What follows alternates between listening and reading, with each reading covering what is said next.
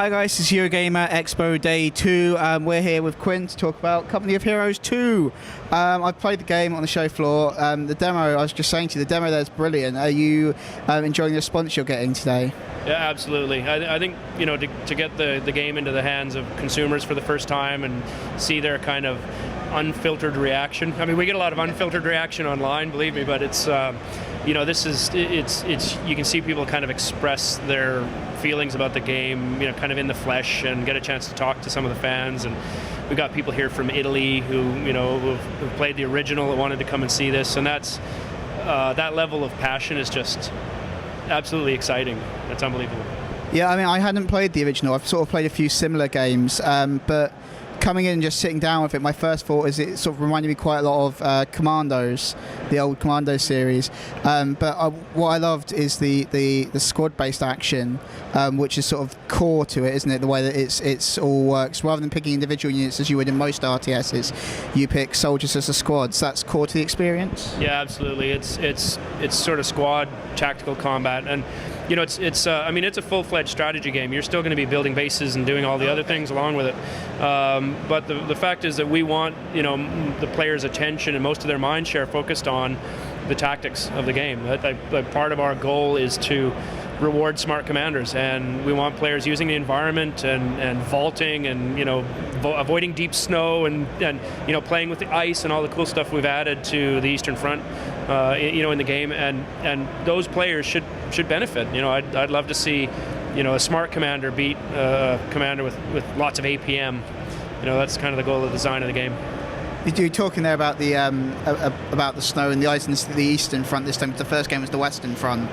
There are a lot of elements like that you've added, rather than just sort of going, oh, this game is the same but it's set in the Russian side now. Yeah, I mean, part of the reason we developed the brand new engine was so we could deliver on the sort of the core fantasy and the expectations of what warfare was like on the Eastern Front. You know, it's the biggest chunk of the biggest conflict in human history, and we wanted to be able to kind of do that justice with, you know, the intensity, the brutality, and also the fact that you know, a large part of that war was fought under extreme, you know, conditions in the weather. And so we've introduced this sort of General Winter, you know, as he was called by the Soviets, and it's like he's like a third-party neutral player in the game, and he's just trying to mess up everybody. I really love that as a concept, like the weather is its own team almost in the game. With the historical context you talk about, you put a lot of effort into sort of making it historically accurate. I was talking earlier with someone who's a big fan of the series, and they were saying how you introduce historical facts as sort of gameplay elements in the game. Is that historical accuracy really important do you feel, to the Company of Heroes experience, to make it as realistic as you can? Yeah, absolutely. And you know, there's gameplay, and then there's gameplay with context. And to provide the context for why the game is the way it is really critically important. And it's important for me personally as a gamer or as a consumer of entertainment. I want a reason for what I'm doing, and you know, that's what separates a good movie from a bad movie, is that sort of attention to detail and context. And you know, like, we talk about historical accuracy and authenticity in a slightly different way. It's not about getting every bolt right. It's about trying to capture what we feel was the tone and the intensity. And you know, when players finish a game of Company Heroes 2 and they gotta shake it, you know, it's like, oh, you know, I feel like that after I play. It's like, this is an immersive, engaging experience, and you know, it should give you some of that feeling, you know. Yeah, I mean, even from just playing the demo for about 10-15 minutes, you really get that feeling of immersion, and it's quite nice the way that you from in the demo at least, that you don't get a very broad camera view. You always feel quite close into the action, and that you can zoom right into sort of very close to individual soldiers. Did you feel that that's sort of humanising the conflict a little bit, that bringing it down to that kind of keeping it close and sticking at the soldier level rather than as a huge battlefield kind of thing? Yeah, that's exactly why we do it.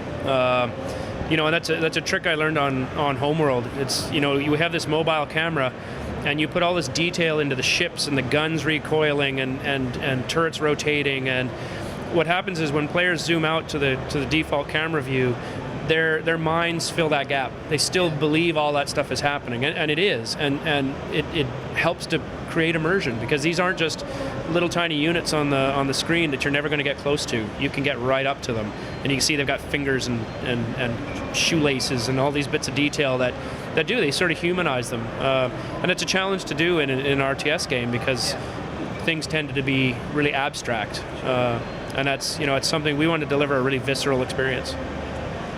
With the way you're introducing, well, not introduced, but the way you've got the retreat function in there, which I haven't actually seen in many other RTSs, that it has a specific, just everyone pull back. Was that another element you brought in to sort of, again, go with the more realistic element of warfare, that it's not always just keep pushing forward, keep pushing forward, keep pushing forward? There are times when you need to pull back, and do you feel that was important as well for the tactical elements of the game? Yeah, I mean, unit preservation has been kind of a hallmark of the game from the beginning, and part of that is it came out of something really simple. You realize that, in any given battle, like 10 to 25% of the casualties were fatal, and it was one of these things about trying to portray, the breadth of combat, not just people dying all the time, but wounded and falling back and keeping your units alive and earning experience with them, and these are fundamental parts of the tactical gameplay. And with does that sort of, the unit preservation go hand in hand with the humanizing elements as well? Yeah. Because I actually felt really guilty when you sort of playing it for the first time, pushing units too far forwards, and them slowly dying, and you sort of feel a little bit like, oh, I didn't want that. That wasn't what I was going for, and you kind of feel responsible for almost a real soldier's death. Yeah, for sure. It's exciting to hear you say that. It's those are things that we go for, and we've introduced some new mechanics expressly to deliver that feeling. Like, your units can freeze to death in cold weather, and if you send them on long distance unsupported to capture a distant territory, for instance, they can freeze along the way, but that's a decision you kind of have to make. It's like, do I sacrifice these guys, some of them, to get that point, to take that tactical sort of objective? And there's other things like we've got casualties in the game, and they crawl around, and the enemy casualties will still provide line of sight. So as a player, do I want to shoot that casualty to prevent him from seeing my units? And I always have a sort of a moral quandary about that, and I'm hoping a lot of our players do too. And those are parts of delivering that sort of brutality of war in a way that kind of encourages a decision and consequence. It's one of the things that we found, I was talking to Peach about, I found very impressive, is the flamethrower graphics, and it just look brilliant. They're great, and the way that they affect enemies, and it hits them and they burn and they start panicking a bit. Are there other graphical elements like that you've brought into the game, and have you pushed forwards in that respect? Well, everything's been revamped. It's a brand new engine, brand new graphics engine and rendering, and it's DX11, and so we've been able to use a lot of new rendering techniques, and you see like the heat shimmer on the flamethrower, and it really gives you the sense of danger. So yeah, there's the fire and the smoke and all these kinds of things are beautiful, and also part of the dynamic battlefield. They can block your line of sight, for instance. So we have that new true sight system, and you burn down a building or destroy a tank, and it pours smoke out and blocks your line of sight. And so the players have to react to what's happening on the battlefield and adjust their tactics if need be. And finally, just a personal question. Have you got any advice for going up against heavy machine guns? Because I found it a bit of a challenge. Don't.